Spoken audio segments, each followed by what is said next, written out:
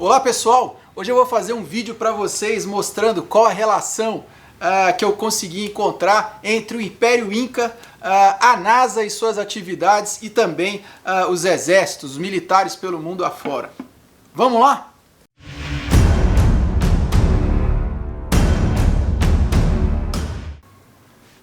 Ambos, os três que eu falei, tinham como atividade enfrentar longas jornadas por terrenos inóspitos, terrenos de difícil acesso, por longos períodos de tempo, e tinham um problema em comum: qual o alimento que eles iam poder consumir durante essas longas jornadas. Estamos falando dos militares, estamos falando da NASA com seus astronautas enviados para o espaço, e estamos falando do Império Inca. O Império Inca, no século XIII, que tinha um anel viário, a gente pode chamar de anel viário, caminhos que eles fizeram pelos Andes, num terreno extremamente difícil, lugares altos. Aliás, o Império Inca dominava praticamente toda a espinha dorsal dos Andes. E eles tinham que levar alimentos, então essa dificuldade para eles de transportar um alimento que não estragasse foi resolvida inicialmente baseado nesse produto aqui, ó, a batata. Sim, a batata. Durante os meses de junho e julho, eles pegavam essas batatas aqui durante as noites e deixavam elas congelando nas altitudes dos Andes. Depois, durante o dia, eles começavam a pisar nas batatas, já com a presença do sol, com o gelo já começando a perder um pouco da sua consistência, eles pisavam nessas batatas para tirar toda aquela umidade em formato de gelo. Eles faziam isso durante vários dias, durante uma semana, às vezes um mês. Com isso eles conseguiam secar essa batata por completo. E essa batata totalmente seca, eles chamavam de chunho. Até hoje, no Peru, ainda existem pratos feitos com o famoso chunho. Existe o chunho preto, que seria a batata normalmente congelada somente e desidratada dessa forma que a gente explicou aqui, mas existe também o chunho branco, o branco, que aí eles vão lavando a batata para tirar a casca dela, então a batata fica seca e branquinha, né, com a aparência só do interior dela, né? Esse chunho é utilizado até hoje, é muito apreciado na culinária peruana, é colocado em sopas, em diversos pratos feitos na panela, pratos deliciosos. Então a gente pode dizer que os Incas já tinham a resposta da pergunta que a NASA fez nos anos 60 de que alimento que ela levaria para os astronautas, algo que fosse leve, não estragasse e fosse fácil de preparar. Esse mesmo processo de congelar e secar a batata, os Incas também faziam com a carne, aliás, que eles chamavam de charqui, que deu origem ao jerky famoso, que vocês encontram aqui na loja Nepal. É famoso na América do Norte, principalmente, esse tipo de carne feito hoje de forma defumada, desidratando a carne, e aliás eles temperam, fica delicioso. Quem não conhece, entra na loja Nepal para comprar, que vale muito a pena. É um produto barato, pura proteína, excelente para você levar para suas atividades outdoor e também para comer em casa. Eu estou aqui na loja não podendo sair para almoçar, estou vindo trabalhar todo dia aqui sozinho, não tem nenhum restaurante que eu possa ir lá comer, eu só posso pedir alimentação aqui dentro da loja, mas eu acabo substituindo minhas refeições pela comida liofilizada e pelo jerky que a gente vende aqui na loja.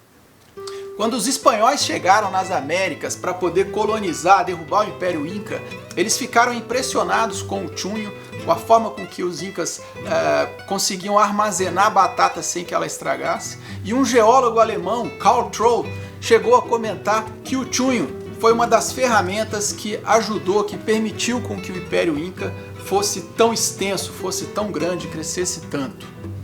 Mas foi lá por volta de 1890 que o homem inventou o processo de liofilização, muito parecido com o que os Incas faziam, mas agora utilizando maquinário. Então eles pegavam o alimento, congelavam e transformavam todo aquele líquido congelado do alimento para o estado gasoso, sem passar pelo estado líquido.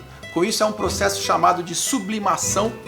O alimento conserva as suas características, conserva suas proteínas, suas vitaminas e dura por muito tempo, podendo ser facilmente reidratado no futuro e comer ele praticamente com a mesma textura e o mesmo sabor de que quando foi feito.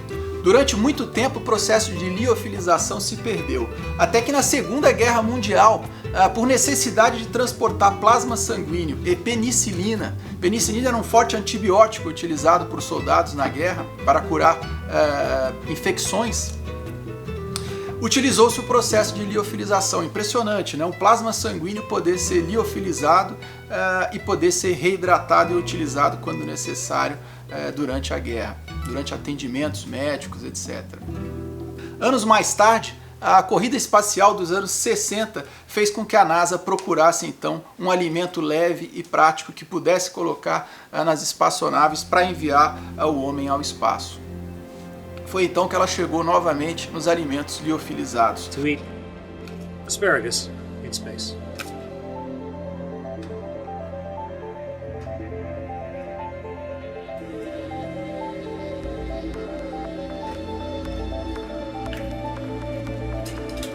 So, this is where I'm going to rehydrate the asparagus, right here on the ceiling.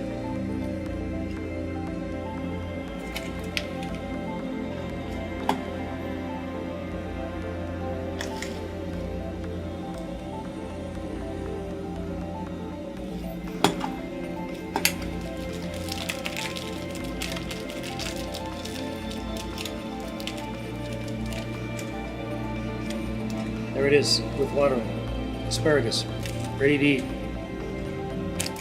You cut it open, we keep floating scissors on a tether. You very carefully cut it around the outside, and then you're ready to eat it with my spoon.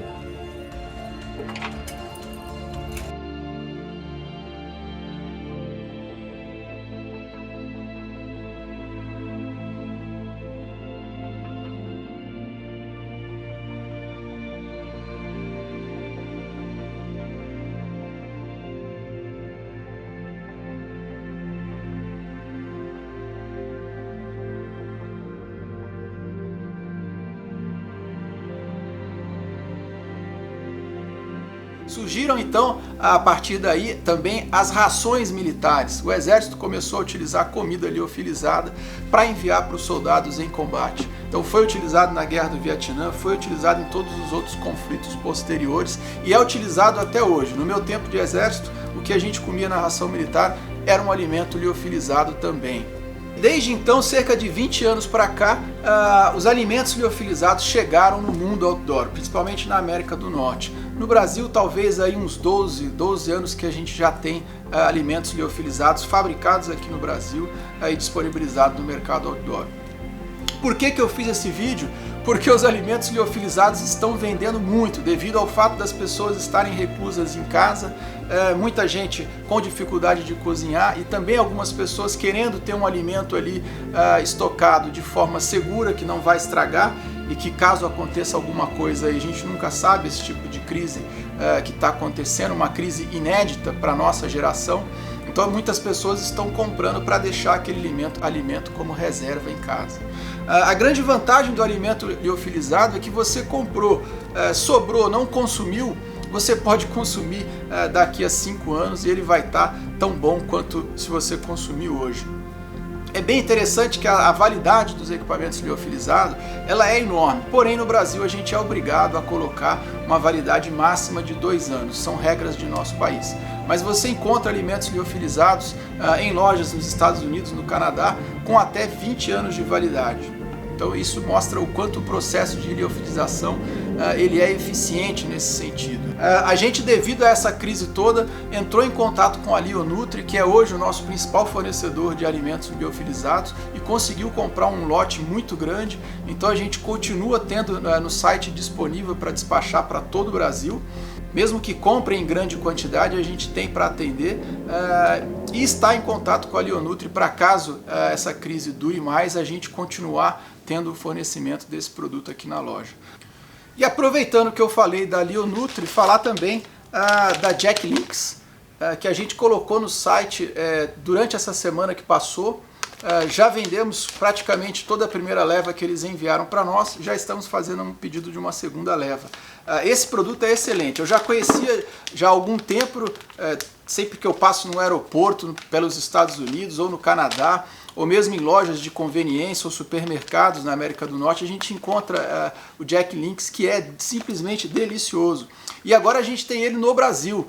A grande vantagem é que a Jack Links no Brasil você consegue comprar um preço muito melhor do que você paga lá fora. Eu paguei, por exemplo, agora no mês de fevereiro, num pacotinho de 60 gramas, eu paguei 9 dólares e 90 lá no Canadá, o que vai dar aí cerca de 40, 50 reais, dependendo de como você conseguir comprar o dólar canadense, né?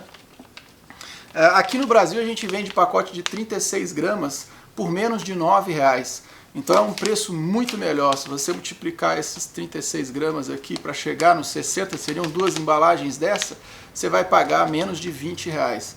Ou seja, menos da metade do preço que você pagaria na América do Norte pelo produto. Como que isso é possível? A carne que a Jack Links utiliza lá para fazer na América do Norte, para fazer no Canadá, em sua maioria é carne brasileira, carne enviada por um grupo aqui do Brasil para lá. E é esse mesmo grupo que está com a Jack Links no Brasil hoje. Aprendeu a fazer todo o processo com eles, tem toda a auditoria deles para poder temperar e fazer o processo de defumagem na carne.